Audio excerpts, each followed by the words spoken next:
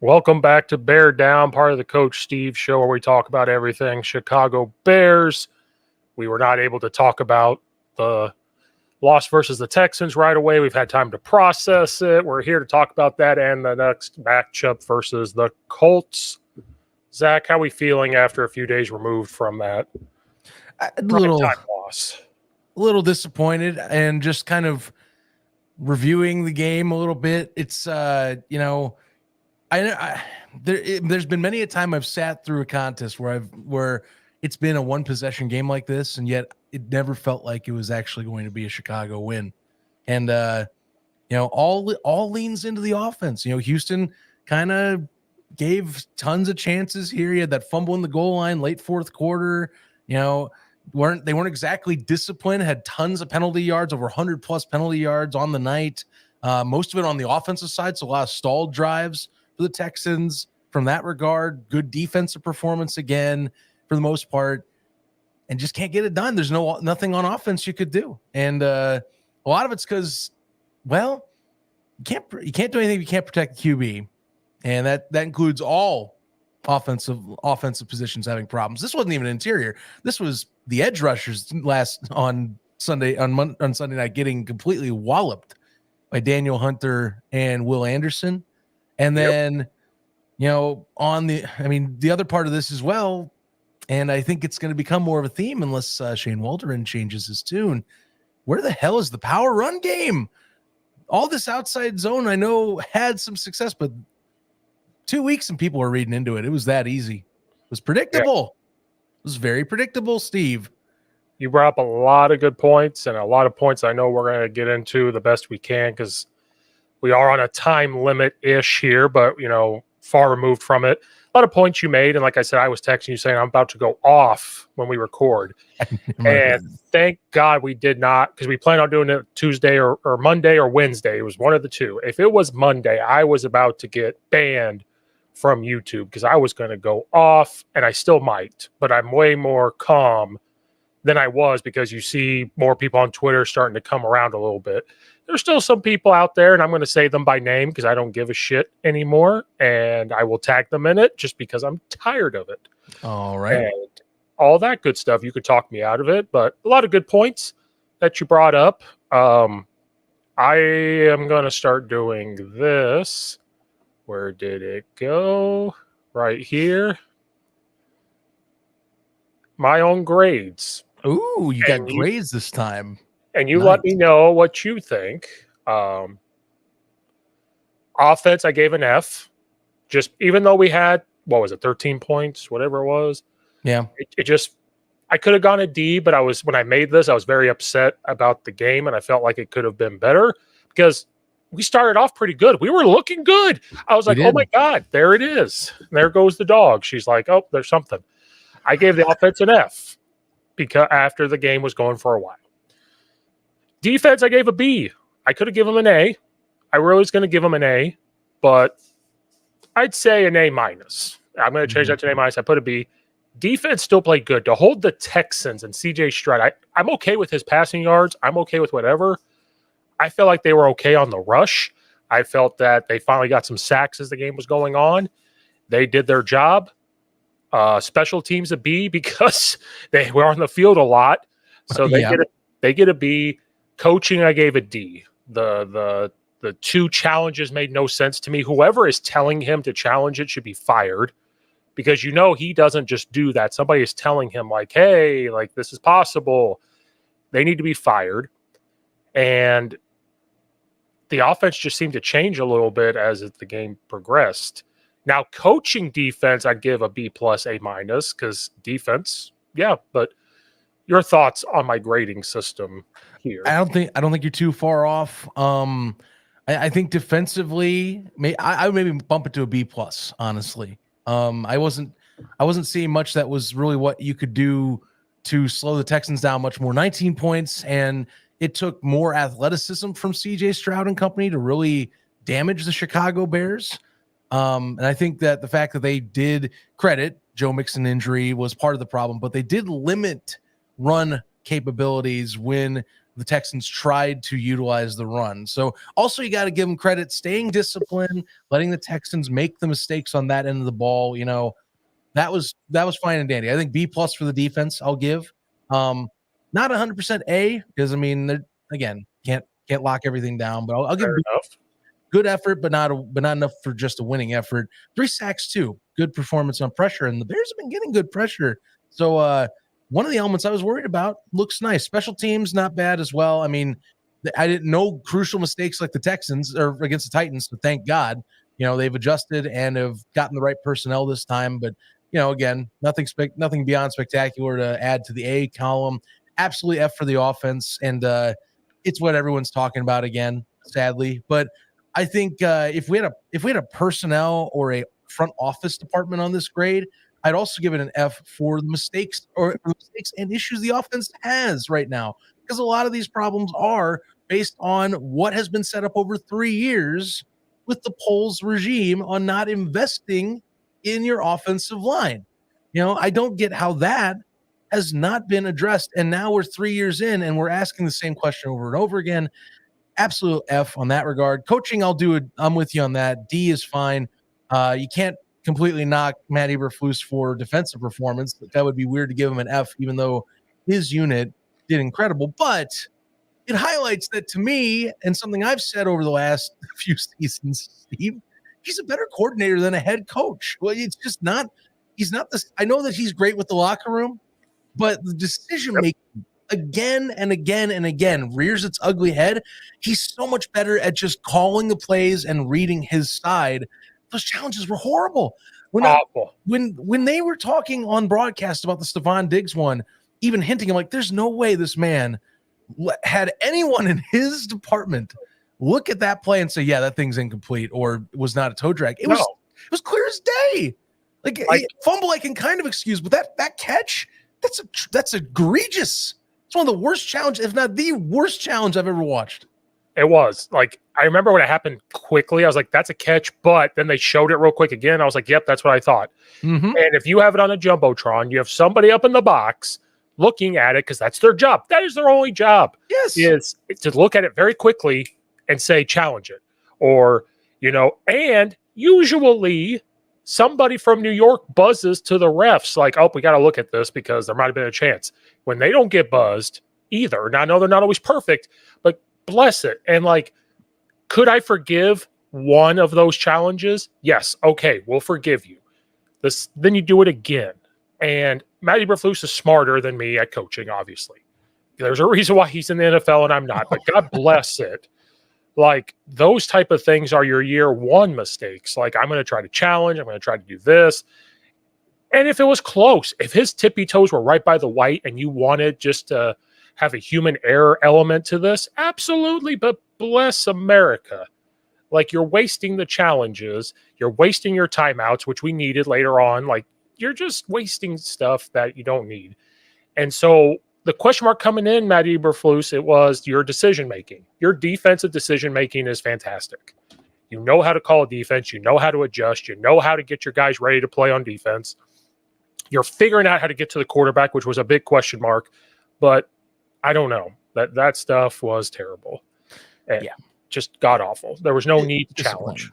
Disappointing. And this is a regular pattern still, and it's something that a lot of us, credit. They had a great finish to the season last year, and one of those decisions last season was switching out and having Eberflus, credit by circumstance as well, partially taking over the defense. That saved, I felt like, his season and possibly him not having a job going in to next year. And credit, there's still a lot of the season left. I can't go. This isn't to a nuclear moment. I'm trying to kind of keep this baseline, but look, this is a regular problem he's had in terms of coaching, in terms of timeout, clock management, challenge management. I haven't had a great experience with him being a reliable head coach in those departments. He's just a really good defensive play caller, which to me just means that he is a coordinator with extra steps on the sideline that gets a little more leadership power, is all I view it as. I don't see him as one of these top guys that makes head coaching decisions that I can lean on to guide a game. Right. It comes down to who's going to be there for personnel, which, kind of leads on the opposite side here. You know, he's got his end locked down, but how are we back on the OC question again? It happens over and over. Part of this is a personnel failure. I still say the offensive structure, Ryan Poles, that's on you for not investing in 3 years. But come on, the unoriginality is back again. Well, this is where I wanted to go off. I sat there and said, wow, the O-line is not playing good during the game. And here's where I want to go off on people. I listened to Adam Hogue on CHGO. Oh, boy. CHGO, I much respect. I respect the hustle. I respect what they're building. Is it jealousy? Yeah, I would love to sit there and that be my job. I would love to get paid to do that and make a living. I listened to that show right after the game. Everybody, Wooten, everybody was blaming the O-line. They said we cannot put any blame on Caleb Williams. None. Zero. And I sat there and said, this is what happened with Justin Fields all over again, where none of the blame can be put on him. It has to be the offensive line. It has to be the play calling. I am a person that blames everybody. I'm not saying that some of the Caleb Williams stuff was not the O-line's fault. It absolutely was. I'm not saying some of the run blocking was not the O-line's fault. It absolutely was. But what about the drop pass in the end zone? What about Caleb Williams moving his feet the wrong way? What about this? What about this? I want to blame everybody, and I just don't have the time or the patience to say, 90% on the O-line, 10% on him, because that's not how this game works. All 11 have to do their job. That's all true. 11. And how many times did he overthrow somebody when he had a pocket? How many times did, this happen? One interception was really bad where he overthrew, all this stuff. That's not the O-line's fault. Yeah, his second one was really egregious. That's for sure. So I listened to the Adam Hogues of the world and talking about restructuring the O-line and saying this person should be here and this person should be here. I agree. But then and during that show, I was getting really pissed because Adam Hogue is a flip-flopper. He acts like he knows all, and they want to the people on that show listen to him because he coaches high school football. He coaches at a Catholic league where they get to recruit the kids and they get the best kids. So I don't know how much coaching he actually does. He has never coached, as my knowledge, a public school like I do, where I get just who I get, and I have to coach my ass off to get them ready. He gets some kids that just show up, but when they also get a star quarterback, a star wide receiver, a star offensive lineman, what actual coaching does Adam Hogue do? Because the stuff he says does not make him sound like a high school coach and that he understands, because he goes off of this and that. He sat there and talked about how good Mitch Trubisky was and flip-flopped and did that. He talked about how good Justin Fields was, and all of a sudden said, well, what's one of the question marks on Justin Fields? It's his arm. Well, I just listened to you for the first 10 weeks talking about how good his arm is and how good of a passer he was. The Mitch Trubisky one is what really stings to me the most, because that one was absolute, holding on till the end. So I have to listen. I listened to that, and I'm getting pissed. Then I got to listen to Carm, getting pissed. The best person to listen to on the whole show was Braggs Jr. He sat there and said, Caleb Williams wasn't playing well either. The O-line obviously wasn't playing well. We've known that. That's been an issue for 3 or 4 years.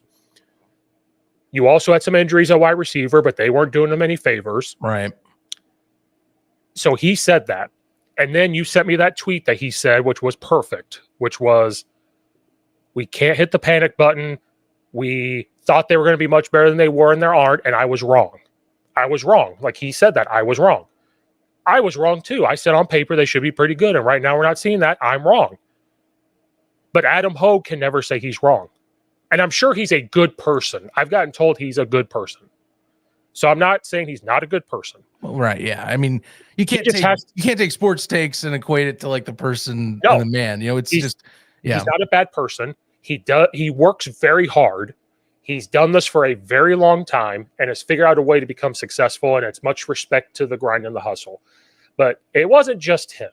Other shows, ESPN shows, and the people that work at ESPN and people that work at other places are saying the same thing. They were blaming the O-line. How can Caleb Williams do anything without an O-line? I get it. But when I look at the film and I watched it, There are some bad spots with that O-line. Some of it was him too. Like some of it's him. There is. And so that's what I want to hear, how it's all of their fault. Did I agree with the play calling? Not at the beginning I did. I was like, this is awesome. But then we're not seeing, and we'll get to it when we evaluate how they can win against the Colts. But you know what? Does this make sense where I'm coming from? Like, I know I say the wrong things, but I'm going to come on here and tell you I'm wrong. You want to have the entire thing looked at, and here's what is the stumbling point, or the point that I think is not going to get addressed is welcome to Bears content, Nick. This is hey, nice to have you aboard. Look, the part of this discussion is going to be about the fact that it's a rookie quarterback, Steve. Like this is the simple reason I think why we're in that discussion and why I think you're going to get driven up a wall is because it's the third straight rookie QB. And look, honestly, one of us should make one of those like circle kind of like process of the fan memes, you know, like how Dallas Cowboys fans, where it's like, they start this is our year. We do really well in the regular season, fumble in the postseason, reset. Like there really should be a quarterback cycle Bears one for how this is going, where it's now rookie starts out, rookie hype. Then it goes to critiques finally show up. People flip on the QB, you know, questions are, I mean, there's one I can make, but look, that's where we're at. I think it's that simple. It's people aren't going to say as much. There were bad plays, but I mean, look, I will sit here and say what I say the thing again. 7 sacks. Oh 36 pressures. I mean, over half, 2/3 of the times he goes back, he has someone in his face. And the worst part of this to me, because I expect now that Nate Davis and Colton Shelton are just going to be this way all year, but Darnell Wright and Braxton Jones can't even play well. Well, what do you do? And like I said, I'm not disagreeing with you on that. The O-line didn't play good, but I do think there was a play where it was a split zone and Cole Kmet whiffed on a block and he got sacked. Oh, that one. Dude, I tweeted about that on 3rd and 1. Yeah, I did that too. I tweeted about it right away. He was horrible on that block. So like, there's that. There's a part where a running back doesn't pick up a block. There's one where Caleb Williams is doing a Justin Fields where he's moving the wrong way. There's where he drops back and he steps back up. Like, no, if you drop back and there's pressure, why would you step into it? Stay where you are. Now, again, those are rookie things. And so that's where I get mad because I'm like, they generalize it. They say it's all the O-line's fault. And then even after they watch film, they'll tweet about it. Oh, yeah, the O-line was bad. I'm like, what film are you watching? Because I'm watching the exact same film that you are. So I'm not disagreeing with anybody that the O-line played bad whatsoever. And I'm not saying that. There's one, I think it was Davis. He went to go block 2 people and ran by both of them. And it was like, what are you doing? I know. I think it's some of this stuff, the way that that I've been watching plays. Again, I feel like a lot of this, especially from the run particular, which I mean, it's been 2 weeks, but look, something's got to change there. Like you can't have two years of a top 2 run offense with the same personnel and it falls off a cliff, right? Like that's just straight up how you're using your personnel. Like these guys do not, and again, I'm full set now, these guys do not do zone block runs well. You got to go and start doing downhill blocking like you used to do, and that's not impossible. That's a switch. You have to have some plays that's downhill running, right? You got to have this. Ooh, you got film. I got film. There we go. Like, this is great pass protection. I don't know where this goes. Like, boom, boom, boom, boom, get the ball out. He's gone. Like, right. But now keep in mind, here's a fun fact. Caleb Williams has the 8th fastest pass after the snap in the league. He throws it under 3 seconds almost every single time. But we still can't get him. He still is right now being sacked at the highest rate in the NFL. Horrible wide zone blocking. Just god awful. I just don't think they're good at the zone. Like, they got some, but it becomes predictable too. Like, it's an overuse thing. Plus, I don't think the personnel fits what Waldron wants to do in this regard. No. I like Caleb Williams. He's pointing out things, checking things. They pick everything up. that one was a good one there too. He's good at the out routes, really good at those. He's good at out routes. He's good at getting the ball out quick. Right now, he's identifying where things are going. The Texans went really wide here because they were like, well, let's just bring our speed. They kept the running back in. Great block. Gets the ball there. Boom. Mm-hmm. Perfect. And I remember watching this. I'm like, oh my God, did we figure it out? Besides the run game. But I'm like, is this part figured out right now? Great pass protection. Get the ball out. Let your athlete make a play. Right. And I was literally sitting there going, wait a minute. It's like, kind of when the Bears offense is best, when it's just like, don't even let the line dictate how the play goes. Just get it out to your playmaker. But the thing is, you can't do that every drive. Like that's the beauty of the chess match. Defenses adjust, so then you have to adjust. Right. It's an ever-flowing and adapting game. Under center, another zone run doesn't work. Mm-hmm. Yeah. Again, zone run. No, this one was a little. Let me see this play here. So they played out wide. It's 2 weeks in a row now. You got defenses that are playing the really wide spread out line. It was split zone. We didn't get to the end again. Yep. Which, why you're having a receiver do that, I have no idea. This one was just his arm strength. This is one of those times where I don't know why he's stepping up. Yeah, that one. Yeah, so this is what I'm talking about. People are going to blame the O-line. And I'm not saying the O-line's perfect on this. Right here, they seem protected. They're getting bull rushed. Well, now, there is an opening here. I wonder if he just stepped in because he saw that gap. Yes, but he should see that right now they're getting pushed backwards. So I get why he stepped up, but you could stay right there. But I'm not mad about it. Like, people are going to blame the O-line. Well, the pocket's collapsing. And I hate this because people don't understand how to coach O-line. They don't understand what goes into it. They're not just fat guys pushing guys around. And that's what I get pissed off about. When you get bull rushed, there's only one thing. There's two things you can do. You could throw them to the ground, or you have to sit down like you're in a chair and just hold on for dear life and just make sure your feet move when they do eventually, because they'll bull rush, then they try to rip underneath. That's all you can do. But Caleb has the arm strength to get there. I remember the announcers talking about it like, that's arm strength. That wasn't his legs. That's his arm. Another to the outside edge pass. He's really good at those. Again, that's like his bread and butter. He's really good at getting those out to the outside. Play action, gets the ball out. Like, love it. Actually, this was an element I liked too. He was better at getting these inside or getting those middle of the field passes than I felt like against Tennessee. This is why our OC wants to run zone, because I think he wants to set this up. I mean, that's fine, but because they're faking split zone and gets the ball out. Like, I don't mind if that's what they want to do, but they don't have the personnel to do it, because teams aren't going to sell on the run if they're able to just watch incompetence on the line from blocks. Wide zone. That was actually a good one. That's the one where this is the one where he misses. So right now looks good. Attach here. This guy got beat because he went forward instead of this way. Center didn't even blast him. Yeah. If I'm the center here, now this is just me going back to like basics and more in high school and all that. So if the hole, even in zone, if the hole's already going to the opposite shoulder, like, why not just seal that block off and help assist? If you don't have an immediate target that you feel is in front of you, like, I guess in that regard, you're going to the second level, but even then you have enough vision to where you should see that tackle's crossing your face. So wide zone is set up where if someone's head up or to your right, you are covered. And then if they have someone out wide and this guy's like, well, I got to get here, I have to call like a fan saying, hey, I got to go a little wider.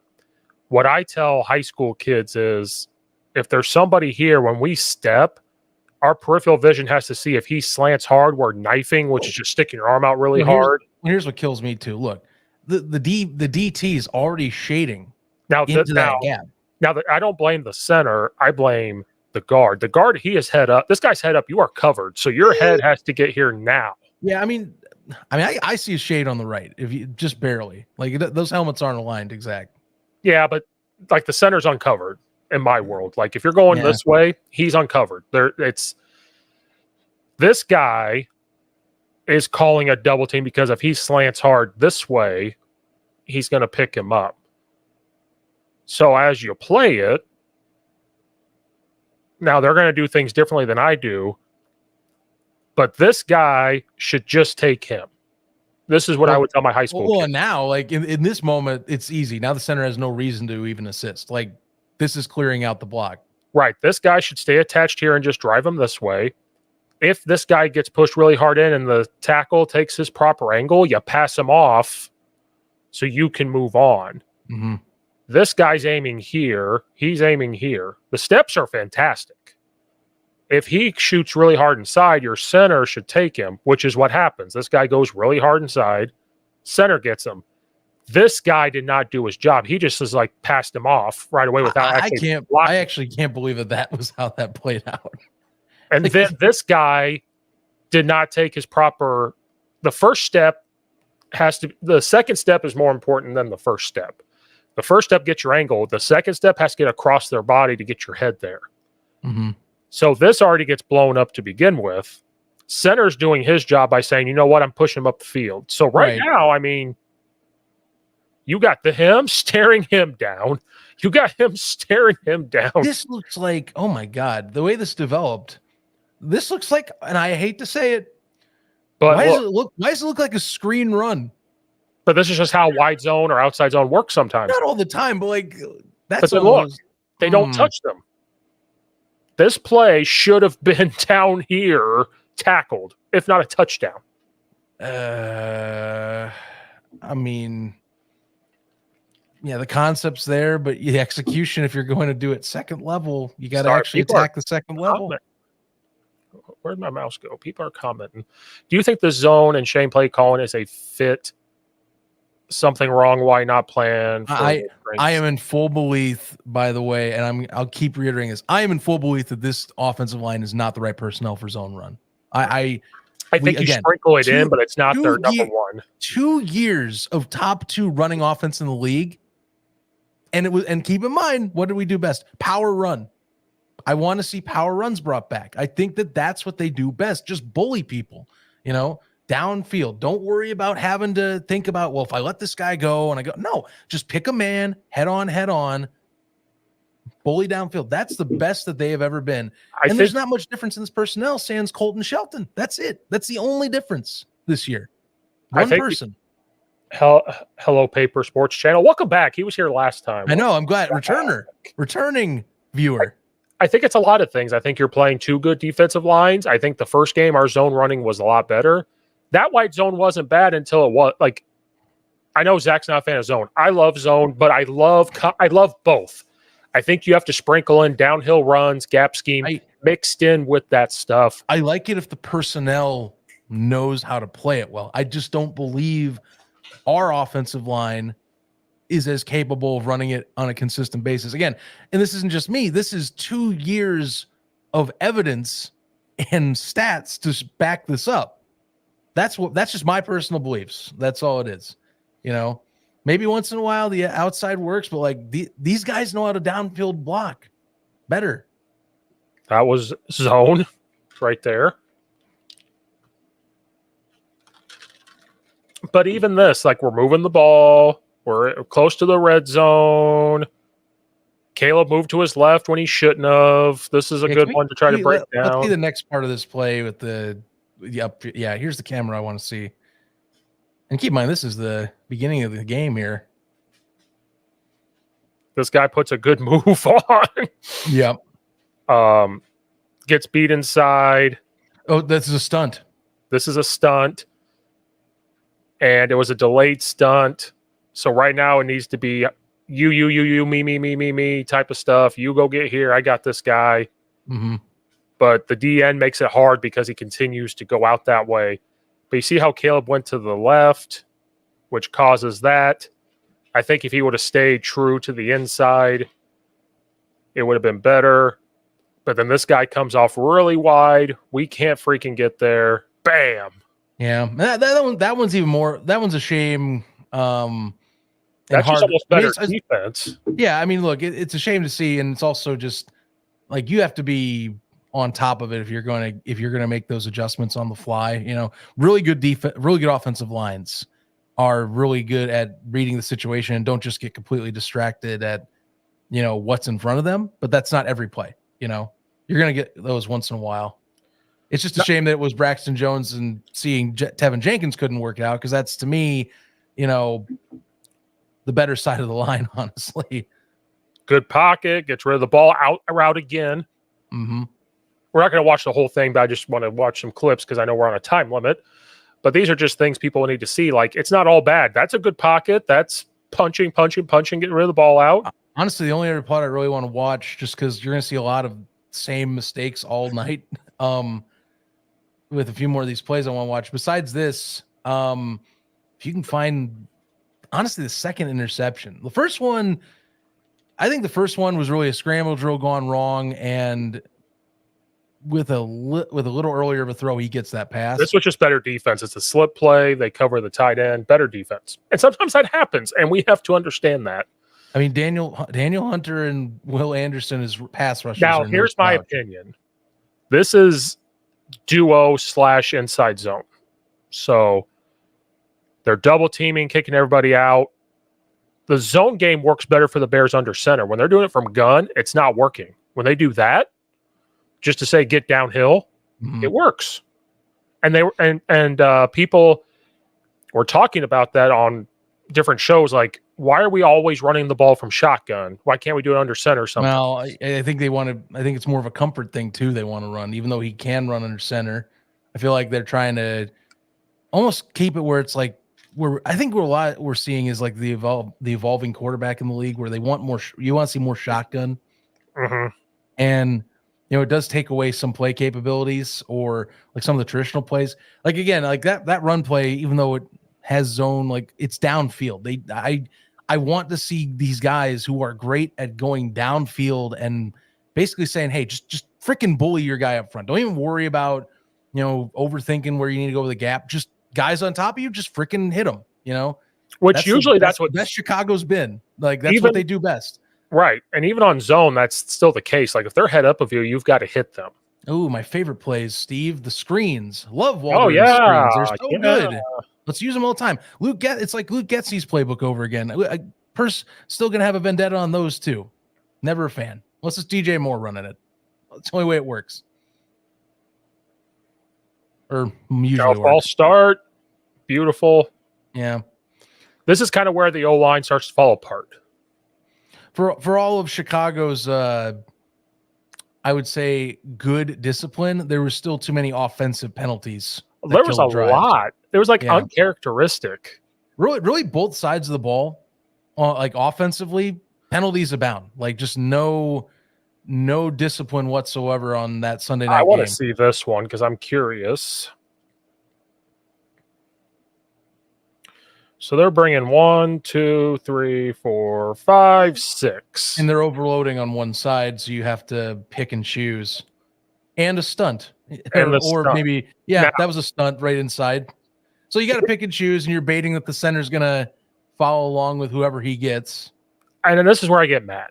Yes, this stunt should be picked up, but this is a very, very hard stunt. We get 4-on-3. Someone's going to be open. Like, that's the whole design of the blitz. This is where Adam Hogues of the world talked about the stunt. And I understand it. We saw it against Tennessee. They did the exact same thing. So you think you'd work on it. But maybe they did. And maybe Tennessee didn't show it in game 1. I don't know. Or the Texans. I don't know. I didn't watch the Texans all the way through. You're sending 7. It's a jailbreak blitz. That's all this is. You are. I mean, yes, you do have the safety kind of that creeped up. And right now, here's my question to Adam Hogue, who was brilliant at coaching football. What do you want the center to do? I mean, good question. I mean, I guess don't blow out your block, but even then, there's still one person on this left on the right side. Like, someone's going to get through. It's a 4-on-3, unless one of these guys is incompetent and can't find an alley. You're going to have a 4-on-3. But here's the thing: I can also blame the running back. That would be probably the better person to blame is Homer here. That's who I blame. Baiting in. That's who I blame, because the offensive line is taught this. Right now, he is looking here. The running back's looking here. Tackle is looking here. Guard's looking here.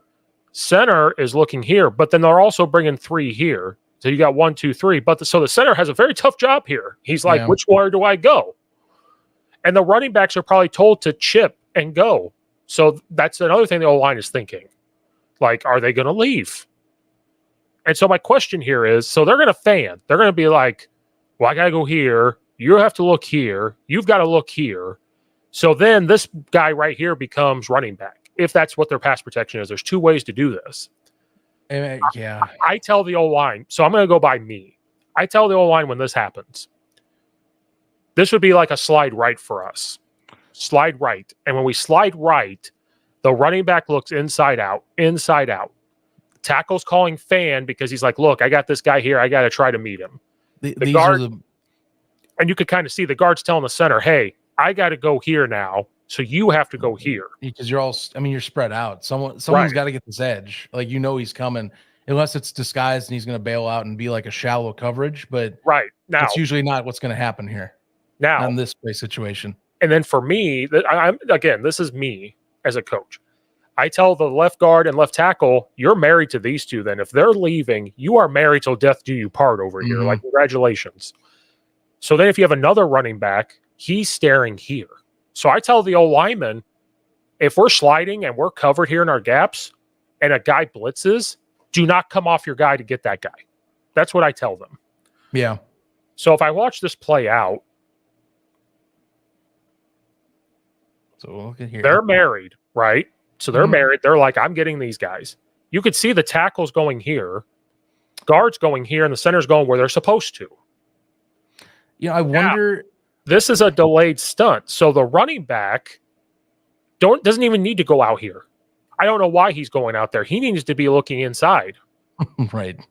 So to me, I'm going to blame the running back. We can blame the O-line all we want, but the linemen are doing what they're supposed to do and taking them outside. If somehow all 3 linemen shifted their block and knew that they were going to have to do so, I would have been impressed, but I'm not expecting that there. I'm with you. I'm writing this down at the 35-minute mark. I start talking about this, and I'm going to tag Adam Hogue. I'm like, what do you want them to do here? What would you like them to do? You know what this play makes me wish, Steve, is and I it's something I don't think we've fully been able to solve that. I'm not saying that this has been something I just have been keying on, but it's been 2 years since David Montgomery was let go and signed on to Detroit, and a lot of times what he did best was getting down and dirty and reading his block as a running back. Yep. I kind of wonder if that's just something that, I know running backs, unless it's like you're paying Saquon Barkley, you're not getting him. But I mean, Homer's been one of these guys that's not been great in protection. And we know Khalil Herbert's not. No. He's absolutely not. So your only options then are Swift, which I haven't watched close enough on how he does in these situations, but it never seems like he's in on a lot of these situations. And they don't want to play Roshan Johnson because they want to play zone, and he's a power back. So kind of hard spot. I mean, here's Swift again. They're gonna run with him. Like, a lot of times you'll see it's becomes predictable where it's either he's gonna go out for a pass or he's gonna run. He's not really gonna block. I didn't mean to ignore you there, Hello Paper. I really am. If you can't tell, I'm very passionate about when it comes to O-line stuff because of how difficult it is. What is Mike Vay's tree, and everyone brag about his offense play calling, and Shane from his tree? I'm not seeing the same Shane play calling that we did in Seattle. And I feel like we have the tight ends to do it. You could have both of them in. I feel like we have some of the things that he was using in Seattle. And maybe some of it is because Caleb is a rookie. I have no idea. Maybe. That Cole Kmet. Yeah, sorry, Hello Paper. I wasn't ignoring you. That Cole Kmet contract needs to start being utilized a bit more because, I mean, talk about underutilization of a player that had a breakout year last season and does not look like himself.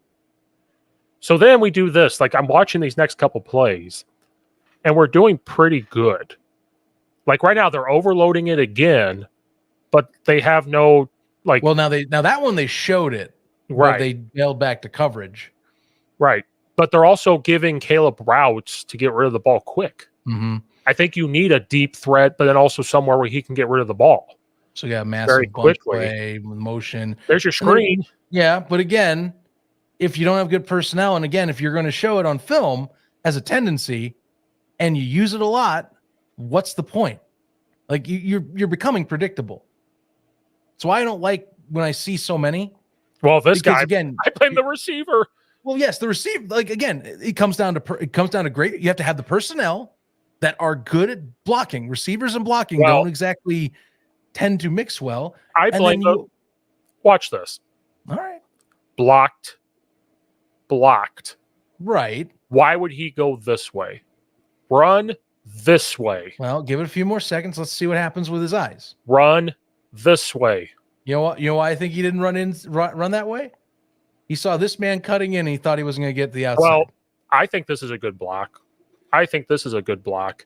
Why in God's green earth? Like, give yourself a chance. Like, even if he comes off the block and you keep running this way, you could still climb the ladder. Well, then here's my question. Why send DJ Moore as the motion man? To get their eyes looking that way. I mean, sure, but then you're giving it to someone who clearly can't run. I don't know. But why would you run that way? That's what I don't understand. I don't get it. I mean, we don't have Keenan Allen in. I get it. Odunze's not, perfect. But this Cole Kmet sighting, I couldn't believe it. Well, 2 weeks in, he feels like a ghost. He did have 4 catches in this game, but you wouldn't know that unless you looked at the stat sheet. But look, great pass. Sorry, that was Herbert. I apologize. Well, yeah, my bad. Eyes failed me there. Herbert actually had 2 catches here, 2 for 4. Which Herbert's a ghost too, compared to what he used to be able to do. Right, but if you can't block and you got a better running back, at false start again. There was a lot of offensive penalties, man. And Zach, I hope you know we're not arguing. We're just having good old-fashioned discussion. No. I'm laying it out there for you. I just want him to go back, and maybe this is part of like kind of how we talked about Matt Nagy back a few years ago, and like maybe Luke Getsy. Coordinators, they want to run their stuff. I want to show this to Hogue too. Sorry. No, okay, go ahead. Well, that PI was, it's pretty much egregious there. They pull the same stunt again, but they just don't have a linebacker. Mm-hmm. We picked it up. Oh, I saw this. Yeah, someone pointed this out on Twitter that was a good pickup by Nate Davis. We pick it up. Center does exactly what he's supposed to do. They're aiming right where they need to. Passed it off. Now this PI bailed us out. Is this where we drop the pass? Oh no, we run zone again. Yep. Oh no, it's a flag, of course. With a flag. It's a little bit of everything. Empty, which we've had success on empty. I don't know why. This is just Caleb being a football player. Yeah, I think he just kind of saw a route or a veil. I think he just saw an alley and took it. Really, kind of cleared everybody out. There's no second level essentially at that point. Great pass protection. I'm going to show it to Hogue. Great. Actually, can you go back a second? I wonder too. Maybe I'm overseeing this, but I wonder if maybe he left because look at Coleman Shelton here. So that's an illegal man downfield immediately. Or maybe it's a draw. Maybe it could have been designed. Like that's the only other thing it could be, because otherwise Shelton has no business running that far downfield to pick up a pass block. I didn't see this in the game, but that would have been that's a draw. Penalty. That's a draw. Mm-hmm. That's a draw. Okay. But that being said, that's a QB draw. The clock on Shelton was so sped up there. It was kind of crazy. Oh, this has got to be caught. I know. It's a tough catch, but Odunze, got to come down with that, man. This ain't college no more. Odunze. Catch that ball. Yeah. My other point on this was was weird to me to see a lofted up slant route. Yeah. Power get the touchdown there.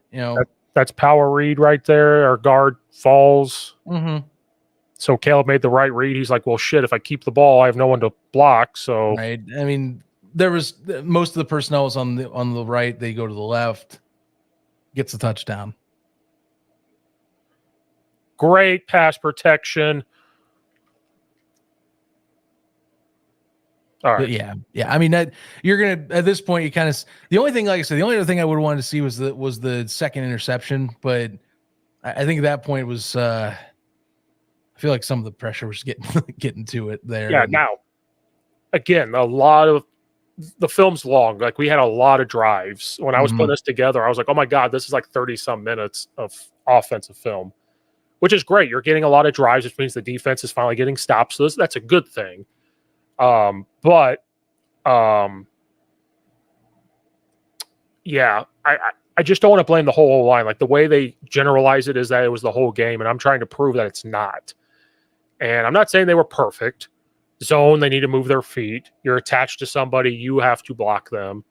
You're covered, that's you. You've got to block them. But I'd like to see some sprinkle of power. I'd like to see some duo concepts, which is power without the puller. I would like to see trap. I think you've got the guards that can pull and trap somebody really quick. I mean, you're speaking my language. Lean into the personnel you've got. Again, right. 2 years of evidence to show that that's the best they do is when they run that power or they run that more head up on helmet style of run play. Right. And I agree 100%. So I think we're on the same page. I think it's the NFL. I think you have to do it all. I think you have to have gap schemes and zones because they have their purpose in that. The zone really helps with play action because you fake the zone, they pass set. It really helps that. It helps the RPO. It helps. The wide zone helps because you run in, let's say you run power inside zone. You have to have an answer to go outside or get them to move because once you keep running power, they're going to start to shift in. But once they start shifting in, you want wide zone, you want to sweep, you want whatever, just to show them that you're going to push them this way. Oh, that's fine. I think that's a great analysis. Is like 2 weeks in a row, we've seen teams just play super stretched out front lines. Right. That's an easy way to limit that as well. If I'm just going to, if you want to beat me on the edge, you're going to have to get way out on the edge to beat me. Right. Well, this is the perfect segue into now they got to play the Colts. Mm-hmm. And yesterday and today, I tried to watch some Colts film, and look, they give up a lot of rush yards. The Colts do. They're not the best at stopping the run, but you're going to go against a Bears offense that's not really running the ball very well. But yeah. I was trying to watch the Packers and the Colts because I was like, how did the Packers win with a backup quarterback? It pisses me off. Like, how did you pull that off? Malik Willis steps in. They use him correctly. Titans fans are punching the air a little bit. But the Colts do the same thing. They widen out their defensive ends. Everything is wide. And they play a lot. This is funny. Mia Kimes, they play a lot of one highs. And the Packers were still running the ball and doing checkdowns. So too high does not matter. Mia Kimes. Anyway. ML Kiper Jr. Anyway. Don't get me started on Mel. Oh my God. Let's ban the too high. It's like, what is it? MLB shift language? Like seriously, it's like some dude complaining like it's the equivalent of the MLB banning the shift, and it's not. It's just it's a chess match, guys. Force the safeties to get up on the line. It's that simple. Like it's so stupid. That was a really dumb thing I read today. Here's my thing. Did Peyton Manning and Tom Brady see too high? Too high's been in the game. Like it's just the differences. And someone said it best. The passing attacks have become more prevalent than running. And you see personnel where it's not about bell cow runners anymore or anything like that. I think a lot more people are worried about the downfield passing and that personnel isn't leaning into like having these bell cow specialized running backs to where you can just run too high on a regular basis. And the numbers are there. What people don't know is too high does not mean cover two. Too high can be rolled into one. Too high can be man. Too high can be robber. Too high can be cover zero. Then they could play quarter, half out of too high and roll this way. Like, that's not what this is. So, Mel Kiper and Mia Kimes, you don't understand what too high. If Mel Kiper and Mia Kimes can tell me what quarter, half is, I'll shut up. They don't know what quarter, half means. They don't know what playing man on the backside and then doing this on the other side. They don't understand it. Hell, I don't understand it all the time because defensive coordinators are very, very, very, very smart. and what they can do. Mm-hmm. So the whole too high thing makes no sense. Just evolve the game. There's still points being put up too. It's like, and you'll like this analogy.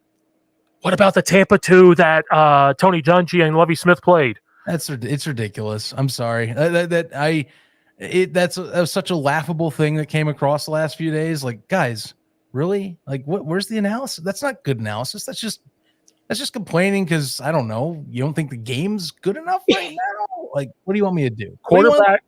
Offenses are trying to pass the ball more, and I actually think quarterback play is actually taking a step backwards for a lot of reasons. Through 2 weeks, it has not been the same through 2 weeks this year. They're not being coached the same, and people can take this back to college. They're saying college guys are not coaching these guys the same, and my argument is college has become such a huge monumental business that these big-time coaches, if they don't win, they get fired in 2 years, which I think is ridiculous. I think they need 3 to 5 years, to be honest with you.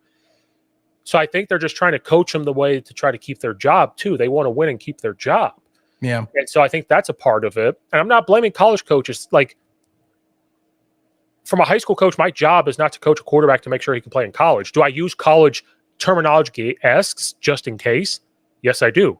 Mm-hmm. But we can't coach them like a college because that's just not what we do. Like, we have to coach around all the kids we get. So in college, it's kind of the same way now where they have to coach in a way they know to win. Can they throw some NFL-esque stuff into it? Yes, they can. But then the NFL coach's job is to get them ready for the NFL stuff. So I think that's a part of it. The other big part of it is more rookies play more than ever before than what we have seen. And look at Peyton Manning. He was terrible at the beginning when he played as a rookie. But then he figured it out because he was coached really well. They were doing those type of things. Bruce Arians was coaching him, he's a fantastic quarterback coach. So a lot of this is just, I think we're seeing bad quarterback play. The defenses are being very good at taking away the pass, so the quarterbacks have no choice but to do checkdowns, right? And so how do you fix this? You run the football. Too high invites you to run the football. But again, like I heard a coach say yesterday, that doesn't necessarily mean you can always run the ball. You can try. But what if they roll down to a 1 high? What if those 2 safeties are actually going to blitz and the corners take away their spot and the linebackers go out and take, like, there's a bunch of games that can be played. I'm getting the sense that this discussion would be so much better if we talked about pre-snap look instead of making it sound like it's always too high safety look, like in the play. Because that's how I viewed it, is like, hey, look, it's up to the defense to not, sometimes it's not always just straight up. You're going to have it too high safeties. You disguise too high, and like you're talking, you can adapt it to roll in where it's 1 mid play. You can adapt it where it's you're kind of maybe playing 1 back, 1 forward, but then it all of a sudden becomes too deep. I don't know. That conversation annoys me, and honestly, maybe this is a repercussion of moving away from the bell cow running back. I feel like part of this is the problem is like we have teams where we aren't going to see as much of we do have run game, but I feel like the de-emphasizing of the run game and having a specialty runner in more teams does hurt. This does hurt how you're able to attack this, because teams want so badly to be pass forward first, unless you have those rare instances where you have, like, say, a John Harbaugh led Baltimore Ravens. But even then, they want to be pass first. They don't want to lean on Derrick Henry. Like the Derrick Henrys and the Jonathan Taylors of the world, they're slowly disappearing.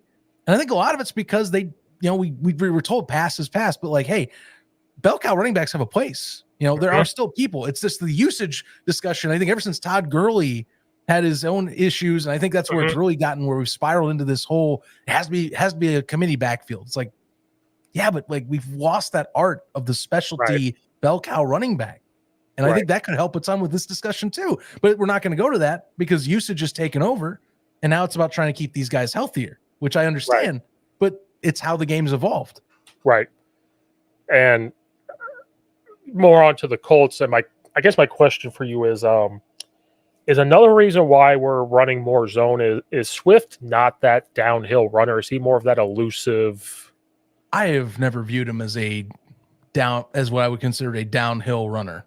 Do you think that's another reason why we're trying to run so much zone, is because they're trying to do what the Eagles were, because the Eagles really opened up that play action RPO. We're going to run zone. We're going to do quick. I mean, other teams were doing it, obviously, but like, do you think that's another reason why? Because again, more than ever, we're missing, Montgomery because he could do both. He could run Yeah. downhill and get you some yards.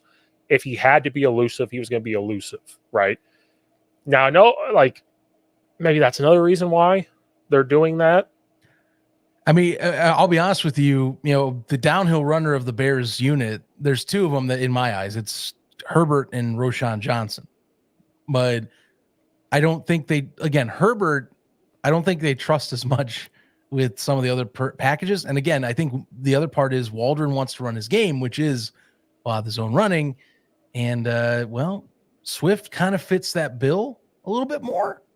It's just, again, you can't have the running back, but then the personnel aren't great at doing that specific style. So it's completely useless if you have no holes to go through, or the line cannot run the system you want to run because they've been conditioned to be power run, to be up man on man run blocking. You know, that's a challenge. You know, they one off season can be enough, but no investment. This line has kind of been stuck in its ways for a little bit. I don't know what to say. You know, they adjusted a lot of stuff to try and do this, but it's not panning out right now. And defense, they're just basically spreading out that line, going, well, we can still get pressure on this, and we cover our ass on any zone reads. So good luck beating us right now. That's what they're doing. That's all they're doing. Well, watching some of the Colts defense that I did, I think they're fast. They rally to the football decently well, but they are giving up. I think they've given up close to 400 to 500 yards of rushing this season in 2 games. I mean, Mixon had a field day, we know for a fact. And that's all. It seems like Green Bay just did that in general, same deal, to kind of muscle their way to a win against the Colts. Right. And so a big key thing here is I think the Bears have to decide who they are in the run game. If you're a zone run, fine. But you better be able to do some tweaks off. There's ways of inside zone to be more downhill power run, and you better be able to tweak that if that's who you are.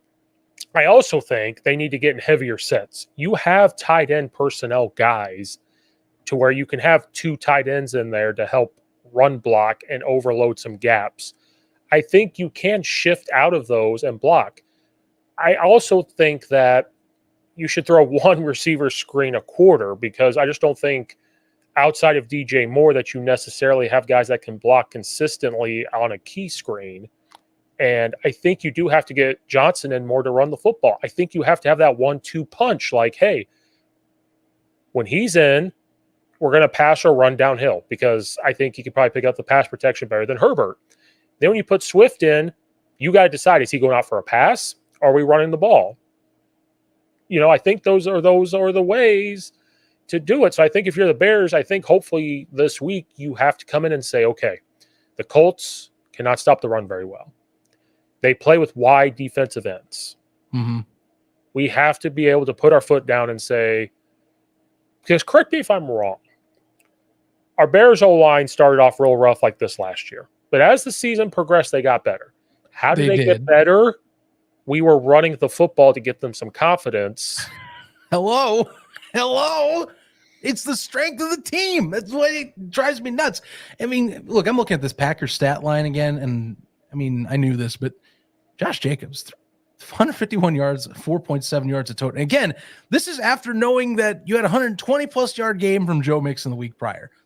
You can absolutely run on the Colts. And Steve, DeForest Buckner's going to be inactive for this game. He's not even going to be in. Like, this is screaming, go back to your roots. Just run a power game. Put Roshan Johnson in as an active. Deactivate Homer for a week and try it out. See what you got. This is a perfect test bed game. Your defense already is doing plenty enough to slow down opponents. And the Colts, quite frankly, have come off as this very boomer bust offense. Anthony Richardson is still not all the way there. He threw 3 picks last week, by the way, to the Packers. Jonathan Taylor is going to be able to get some of his numbers, but if you focus in on stopping Taylor, then you focus and make Richardson have to be the guy to beat you. Well, you know, we talked about this last week. You know, stop one phase, make the other one get its money's worth. Kind of like the Bill Belichick mentality, but with players. You know, there's a win right here to me. And I think a lot of it comes down to, is Shane Waldron going to listen to what his personnel has and say, you know what, let's just pound the rock the traditional way, and just play bully ball, much like what the Packers do. You know how their time possession was? They held the ball for 40 minutes against the Colts, which, funny enough, Steve, that's another trend. The Colts 2 weeks in a row have been decimated by time of possession by the opposite side.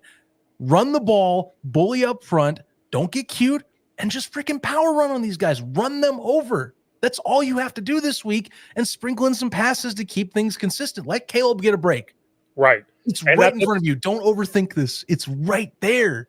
And that puts more pressure on Richardson, and that's why they have to call more pass plays, because if they feel like time of possession is in the other team's favor, they feel like they have to move the ball pretty quick. And Richardson was sacked 6 times. Mm-hmm. So the Bears, if you sit there and say, you know what, just do what you've been doing, honestly, on defense. We're going to pin our ears back. We're going to stop the run.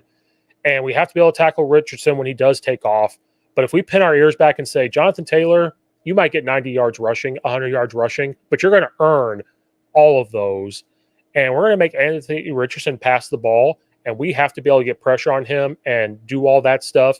And if the safeties and corners just keep doing their thing, they're tackling, they're being physical.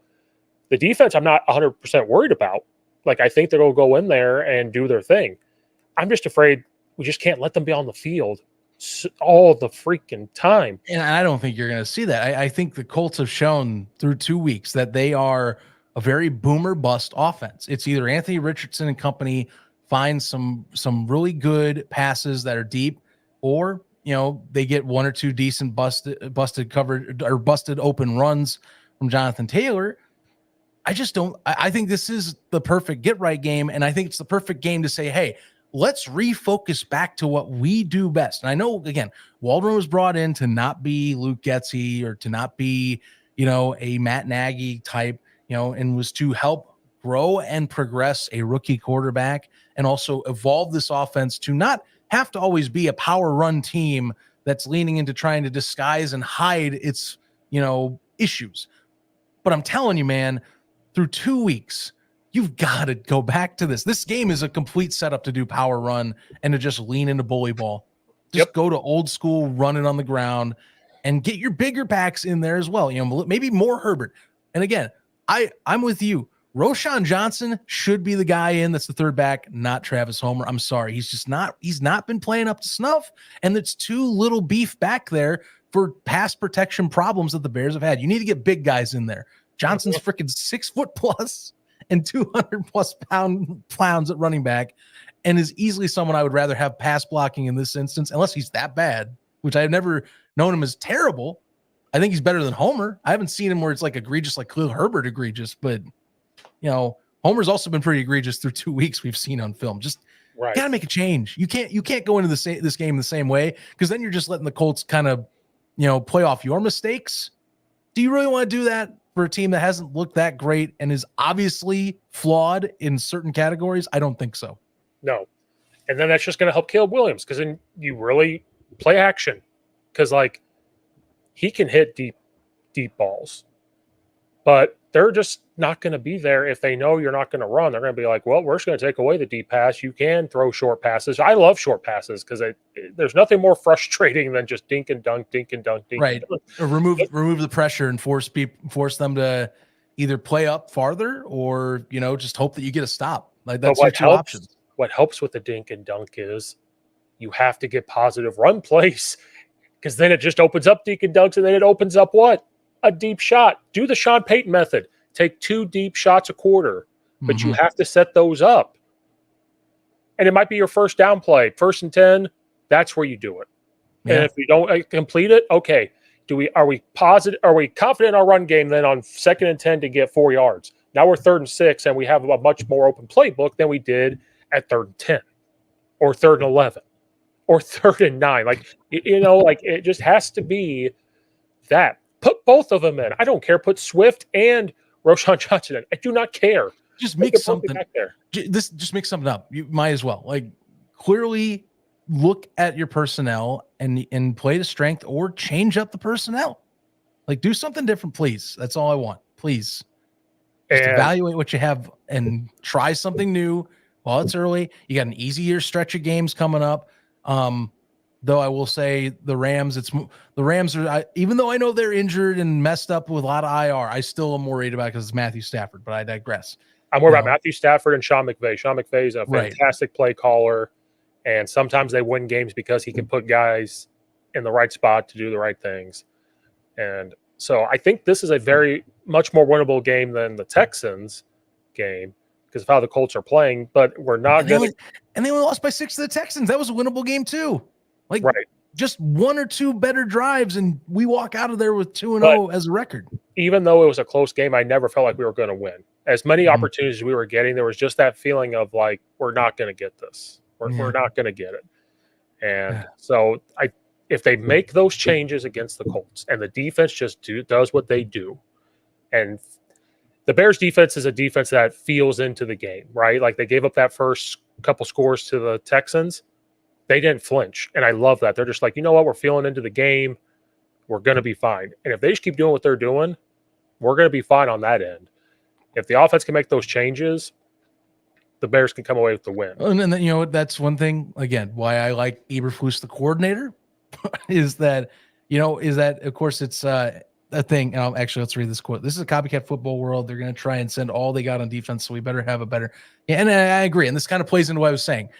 Matt Eberflus compared to Shane Waldron. Matt Eberflus starts off, has some issues, I think, with how the Texans are calling the game. You know what he does? Really great at adjusting on the fly. Eberflus is fantastic as a coordinator on adjustments as the game progresses and kind of finding what they're doing incorrectly and mitigating that. Yep. Still haven't found our guy on the offensive coordinator side that doesn't just have I'm going to do it this way the entire game and this is all we're going to do. It's like, no, you got to adjust. If it's not working, do something else. You have this massive playbook, put something else out there. Yep. That's all I want. So this is the perfect week to do it. I'm looking at Mr. Waldron. This is up to you. This is the team that you have all the stuff on the stat sheet that says run it up the gut and limit passes. And it's up to Matt Eberflus, the head coach, to kind of put his foot down and say, maybe this is what we need to do. Like, I know you want your OC to do his thing and maybe you're staying out of it a little bit. Maybe you got to put your foot down and say, hey, I like what your pass game looks like, but we're not going to get there if we don't get this. I mean, keep in mind, again, Malik freaking Willis threw for only 14 passes. Oh, my ghost of Judah Tribe is hey, he's back. And people know, look at Nick. Well, teams are going to send heat until Caleb proves he can make them pay for it. Absolutely. Then he says this. Ghost of Judah, yikes. Hey. That dude is everywhere. I suggest blocking him. He's a troll. I will say 2 streams in a row we've had pretty good some pretty good chats. So guys, appreciate you jumping in, by the way. It's been good. But yeah, I mean, look, people in the chat, you're listening to us, and it's that simple. Again, Green Bay showed it. Indianapolis is on the same has had the same problems 2 weeks in a row. And credit, they could try and adjust, but look, it's a weaker defensive front. Well, freaking Malik Willis again, 12 of 14, only threw 14 passes on a day because they gave Josh Jacobs the bell cow role and ran him to death. It's not hard. Just get power run. Like, if your rivals can do it in Green Bay, who have not been as good as you in that regard last 2 years, I'm pretty sure you can. But Shane, you got to change your style, man. Don't go in there with screens. Don't go in there with wide zone. They're going to be predicting that. Don't be predictable. Well, I'm going to go with Bears 21, Colts 14. I think that's a pretty good number. I had Chicago 20, Indianapolis 10. That's good. That's pretty good. Yeah, I think they'll get pressure on Richardson. I think that they can get turnovers off Richardson. I think we'll be able to dominate the time of possession. I have faith. Don't wreck, Ghost of Judah Tribe. Don't wreck. Yeah, please do not. Please enjoy us while you are driving, but do not. If you're in the chat, be careful. It's also a ticket in Illinois, by the way, so be careful if you're doing this for a Bears podcast. Yeah, 20-10. I think that they should be able to do what other teams have done the last 2 weeks. If they lose, this will be one of those moments where it's way worse than it has one of those low points in the year. This is a team that's very winnable on paper. This is a must win because if we don't, things are going to blow up in week 3. Well, if the offense looks garbage again. If the offense, okay, let me phrase it. If the Especially. offense looks better and we're competing and we lose, I think it's much more bearable. But if we look the same, pitchforks and fire. God, not by us. I'm talking about Bears Twitter and I know. We're gonna have this a fun. Is a decent one too. 28-17. That's a good. Yeah, I think it's possible. I mean, look, I think this is winnable. That would be a best case scenario. Is they just blow them out of the building a little bit, you know. Good. Yeah, someone typing for you. Good. I'm good for you. You know what? A little bit of claps, even if it's as much of a troll as you are, and it pisses me off. I don't want you to get in a wreck. That's for real. No one should get hurt over this. No, please don't hurt yourself. Glad you're having someone send these chats in. All right, so you have 20-10. I have 21-14. I think those are both good predictions because we want to be able. I don't think if they do what we think they should do, they will have the ball for a long time and take time off, so they're not going to score a lot. And then I need to see Caleb Williams get a passing touchdown. Like I see that. I want that so bad. One thing I will say, and it is Thursday. This is one thing I do like about us doing it on Thursday. Nice. Is that you do get a little more updated, and I feel like closer to what the injury report's going to be like, type of thing. So like I did look. I'm on WGN's wrap up on this, and not looking good for Keenan Allen playing again. Right. Did not participate in practice again on Thursday. He was out last Jenkins week. Is banged up. Yeah, now Jenkins, at least he did participate. So like you are going to see him. It looks like Billings was banged up, but like it looks like a lot of these guys are trending the right way. But the ones that are worried about Allen, Blasingame might be back, might not be healthy again. So that's one, and honestly could help with the pass blocking. Right. To have him back in. Although he's had some times where he's had lapses too, but I digress. Mercedes Lewis, Sean Rest, and I haven't seen him as much, but Zach Pickens wouldn't be bad to have some rotation with him, though. Although Andrew Billings has been killing it at the defense, at the nose position. I just keep putting up these bad takes. Put Bajan in, you'll see a difference. We're not there yet at all. We really are not. He's just a troll. He's probably a Packers fan. Ooh, that's but I accept everybody in the chat. Yeah. Even if he is a dumb troll, it might be Adam Hogue for all I know. You know, I would kind of have a laugh if that was the case, but you know. All right. Well, 20-10, 21-14. We think the Bears could win. I think we covered it all. So hopefully the Bears, they play normal Sunday time. Thanks everybody in the chat or watches later on. I'll share it out like crazy and share it out Sunday morning. Then we'll hopefully have a post game at some point, Sunday or Monday. Just kind of depends on life. I will just let you know right away. Because I am in Chicago next week on Sunday night. And because it's actually an obligation I have that is pseudo work. Do not expect me to be able to do a post game. How dare this Sunday or next Sunday? No, it's this Sunday. How dare you? Like I'm flying to Arlington to O'Hare to go to Arlington Heights this Sunday. Are you scouting out the new area for the Bears Stadium in Arlington? Well, no, and that wouldn't track because I actually want them to stay in downtown. So, you're one of those people. Yes, I am one of those people. It don't matter to me anymore. I moved farther away. It does not matter. It is football related though. Just gonna let you in on that nugget. All right. It's just not NFL related. We may not have a post game right away, but we'll get one eventually. Yeah, we'll talk about it eventually. Yeah, I think similar deal like this week. We can probably do the same thing. Quick wrap and then jump into talking. You know. Well, feels good. Yeah. Well, thanks everybody for watching or listening. Like and subscribe. Check it out on Apple and all that stuff. Keep commenting even after it's been out.